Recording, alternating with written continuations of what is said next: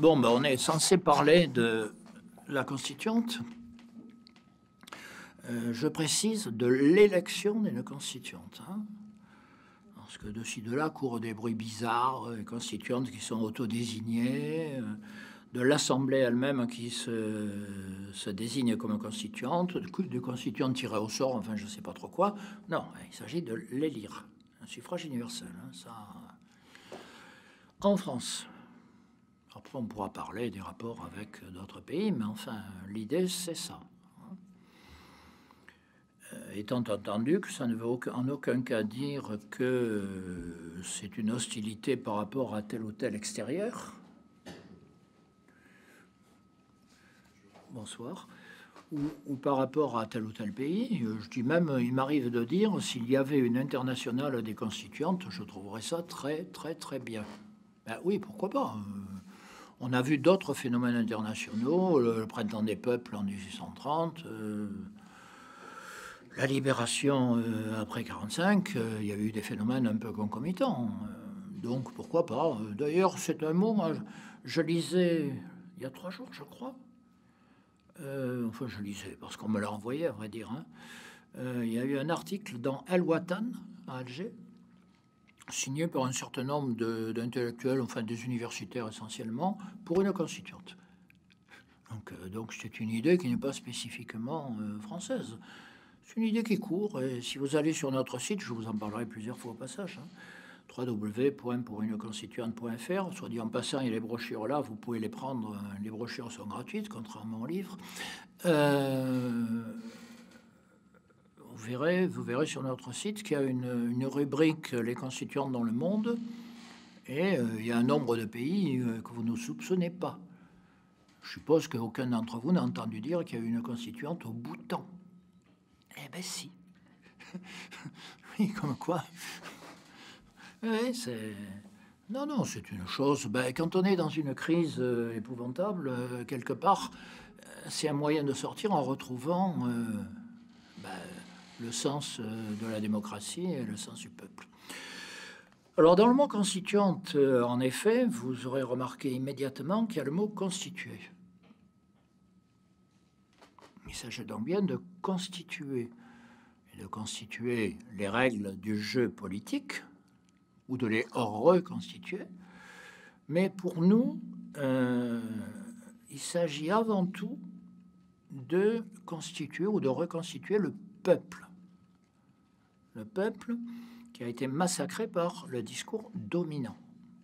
Reconstituer le peuple, ça veut dire constater que chacun est citoyen et citoyenne dans un ensemble qui s'appelle un peuple.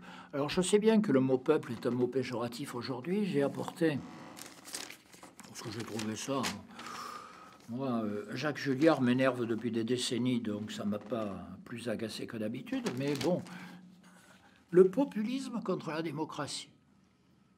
Alors, on est ravis de savoir qu'aujourd'hui nous sommes en démocratie et qu'il y a des méchants qui veulent l'empêcher. Moi, j'ai parfois une tendance à penser exactement l'inverse. C'est parce qu'il y a une crise de la démocratie qu'il faut retrouver le peuple. Et ce mot populisme, qu'on sert à toutes les sauces, qui en gros, dans l'esprit des gens qui l'utilisent, veut dire extrême droite, est quelque chose que je trouve indécent. Profondément indécent. Le peuple souverain, soit dit en passant, c'est dans l'article 3 de la Constitution, hein, la souveraineté nationale appartient au peuple.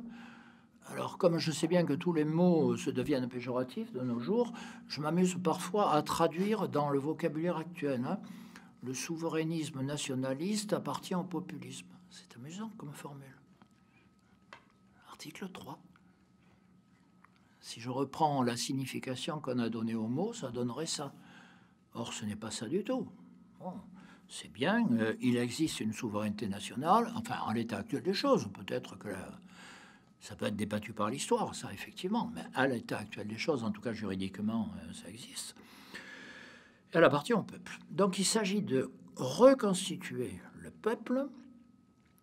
Et donc, pour nous, l'élection de la constituante... quand je dis nous, c'est les membres de l'association, hein, Anne-Cécile Robert, que vous citiez tout à l'heure, est vice-présidente trésorière, elle cumule, hein, c'est assez affreux. Elle n'a pas beaucoup de boulot en tant que trésorier, hein, mais enfin, un peu, il y a quelques sous, mais pas.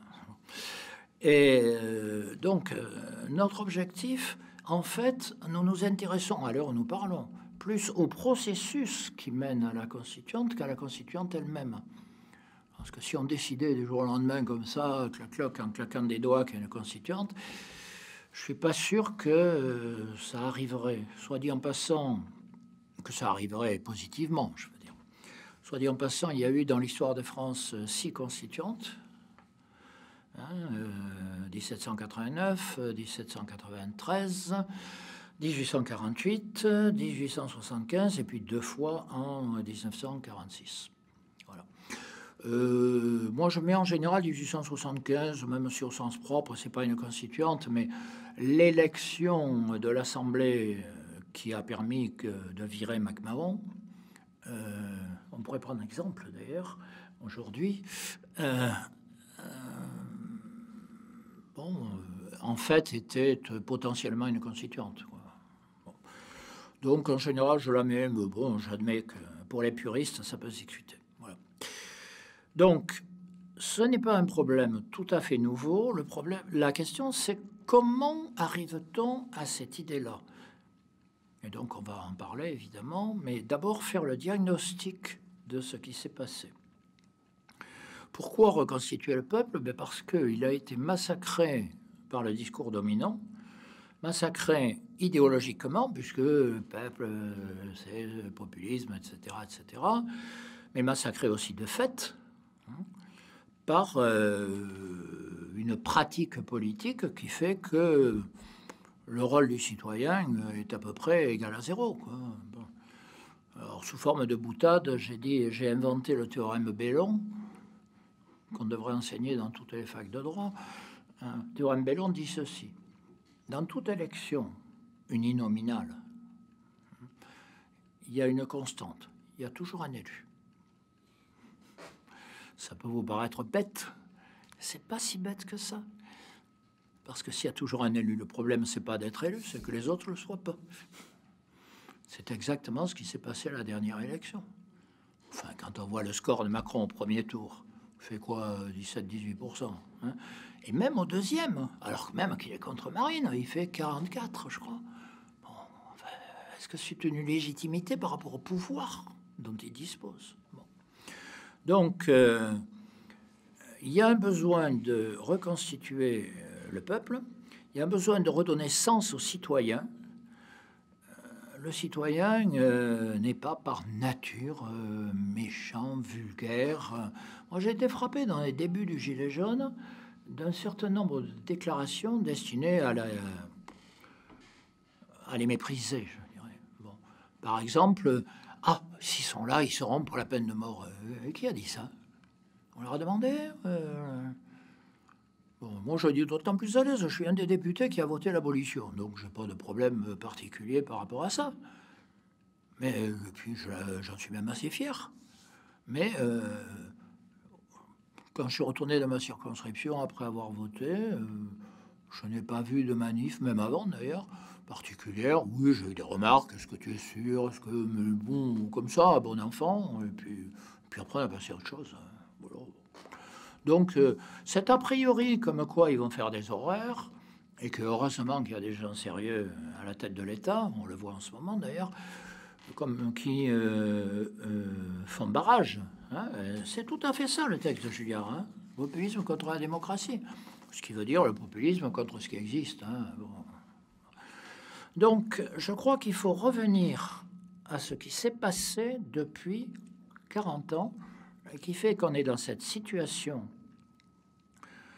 moi je dis dans une crise politique, institutionnelle grave, très grave, pas seulement en France, soit dit en passant, hein, on voit bien qu'il y a des tensions en Hongrie, en Pologne, en Grèce évidemment, même en Allemagne, on voit bien qu'il y a des tensions entre le Nord et le Sud, il y a quasi des votes identiques dans l'ancien empire austro-hongrois, enfin bon, on pourra y revenir si vous voulez. Depuis 40 ans, il y a eu tout un discours qui a été destiné à remettre en cause ce qui faisait les fondements de ce que j'appellerais simplement la République. Ce discours, il est lié à la volonté de faire passer dans les faits ce qu'on appelle, dans les faits pratiques, ce qu'on appelle vulgairement la mondialisation. Alors si on a choisi ce mot, d'ailleurs les Anglais disent globalisation, c'est pas tout à fait pareil, mais bon, l'idée est un peu la même quand même. La mondialisation, c'est, en gros, sur le plan pratique, je n'ai pas trouvé d'autre manière de la définir que, un, c'est la libre circulation des capitaux, deux, c'est le faible prix du coût de transport. Il fait qu'on peut transporter des marchandises ou des morceaux de marchandises qu'on assemble, quitte à les renvoyer là d'où elles sont parties une fois assemblées. Bon. Voilà. Je crois que c'est ça, la mondialisation. Donc c'est un pur problème économique, avec un autre aspect évidemment, c'est que dans la définition initiale, c'est-à-dire dans les années 80, début des années 80, c'est la domination anglo-saxonne sur la pensée, sur l'économie. Cette vision du monde, qui d'ailleurs a fait écho pendant un certain temps dans des milieux de gauche, parce que ça faisait citoyen du monde, c'est sympathique, comment pouvez-vous être contre ça? Oui, on pouvait être citoyen d'Europe sous Hitler aussi, c'était pas sympathique du tout. Bon. Donc, on se laisse prendre parfois ce genre de choses. Mais elle a abouti à une destruction totale. La France, en résistant un peu plus, mais quand même, elle a pas mal subi, de tout lien social. Il y a une phrase de Madame Thatcher, j'ai même noté là la référence, interview en septembre 87, dans Woman's Own. Ça ne s'invente pas. Et elle dit, il n'y a rien qui existe qui peut s'appeler société. There's not such thing as society. La société, ça n'existe pas. Il y a des gens émiettés, des gens tout seuls, qui n'ont qu'à se débrouiller tout seuls. C'est parfaitement contradictoire avec toute la tradition républicaine, ou même simplement démocratique d'ailleurs, suivant laquelle il y a des citoyens qui sont dans un lien de société. Et je me rappelle, il y a une phrase d'un grand homme de la Troisième République qui s'appelait Léon Bourgeois, qui disait « Un individu isolé, ça n'existe pas ». Traduit en termes mathématiques, un point, ça n'existe pas. Un point est toujours sur une courbe. Ouais, on peut faire des références différentes. Donc, oui, il faut refaire la société. Soit dit en passant, attention au vocabulaire. Je sais que dans des milieux de gauche, honnêtement, on dit vivre ensemble. Non. Vivre ensemble, on peut vivre ensemble en étant isolé, justement. Non, refaire société, être membre de la société, c'est pas la même chose. Vivre ensemble, ça peut être, vous n'avez pas un sou, je m'en fous, mais on vit ensemble. Bon. Et oui. Bon.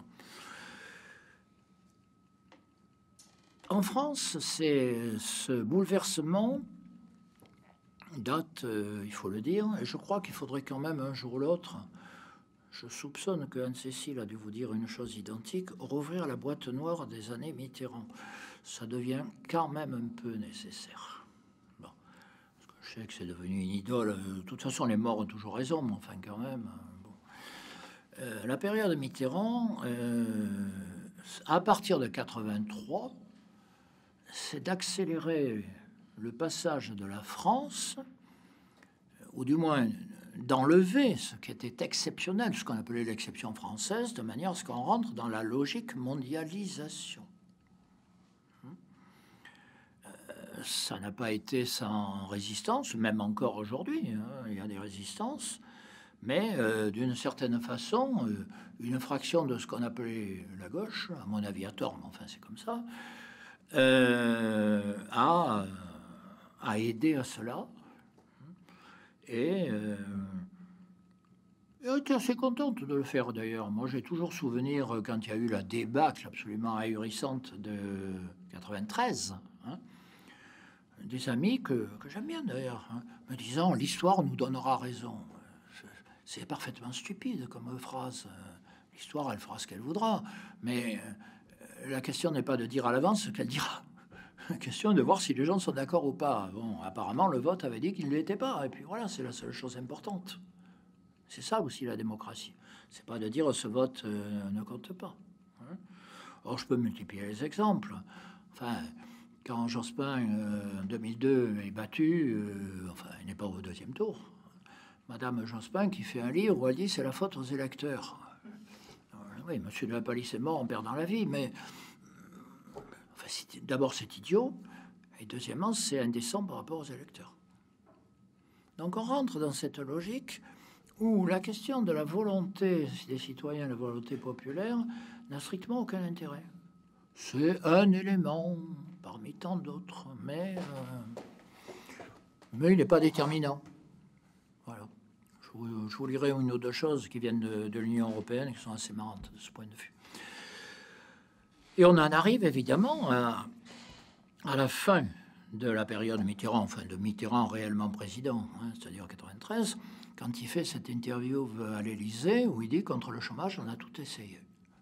Cette phrase, elle est indécente, deux, elle est stupide, mais elle est d'une violence par rapport à ceux qui subissent les problèmes sociaux qui est quand même difficile à supporter. Bon. Je dirais, chose à laquelle personnellement je suis plus sensible, mais je conçois que ça ne soit pas fondamental, le bicentenaire de la Révolution. Bon. Pour la petite histoire, pour la grande d'ailleurs, moi j'aurais voulu être historien. Bon, c'est comme ça. Le problème, quand on est de famille modeste et qu'on est très fort en maths et qu'on dit ça, on vous dit ben, tu fais d'abord Polytechnique, tu feras de l'histoire après. Mais j'en ai quand même fait un petit peu, en particulier sur la Révolution française, qui est un moment assez fabuleux. Était-il nécessaire, face à ce moment, face à la commémoration, hein, d'en faire ce qui en a été fait? C'est-à-dire... oui, sans doute que Michel Vauvel, qui était l'historien metteur en scène, vous dirait que c'était génial. C'est ce qu'il m'a dit d'ailleurs un jour, on a débattu ensemble. Le problème, c'était génial pour les universitaires historiens. Ils étaient entre eux, ils causaient entre eux. Et ils ont dit, oui, il y a eu des colloques assez remarquables. Mais pour le français moyen, qu'est-ce qu'il y a eu? Il y a eu un faux procès de Louis XVI avec Morosi en tête d'affiche à la télé. Il y a eu une pièce de Robert Hossein où tout le monde se massacrait. Et il y a eu un défilé stupide sur les Champs-Élysées. Voilà. Alors je le dis d'autant plus à l'aise que j'étais à la tribune, puisque président commission, en bas des Champs-Élysées. J'ai vu défiler d'abord, je ne sais plus, 400 tambours. Je n'ai pas très bien compris ce qu'ils voulaient dire, mais enfin bon, ils tapaient sur les tambours. Après, des Anglais déguisés en yeomen en train de faire atchoum sous un parapluie. Bon, pourquoi pas, d'ailleurs. Puis des Chinois qui passaient en faisant mamama. Puis après, il y avait un plan incliné avec un nounours qui patinait. Ce qui paraît que ça représentait la Russie. Là, je suis parti. Bon. Et on m'a dit, qu'est-ce que tu fais? Ben, j'ai dit, je m'en vais, parce que ça m'emmerde. Bon, voilà. On m'a dit, mais ça se fait pas. J'ai dit, la preuve que ça se fait, c'est que je le fais. Donc ça se fait. Voilà. Donc, j'en ai gardé un très mauvais souvenir. Et en fait, le vainqueur idéologique s'appelle François Furet. Voilà, c'est ça la bicentenaire. Le reste, alors on en revient, hein, petit à petit, mais bon, on vient de loin aussi. Bon. Alors je dis pas que tout est blanc-bleu dans la Révolution, hein. Bien sûr, un événement d'une telle importance, mais c'est pas non plus totalement noir. Bon, c'est comme tout phénomène aussi important, il y a les phases d'obscurité, il y a les phases de soleil, voilà, c'est comme ça.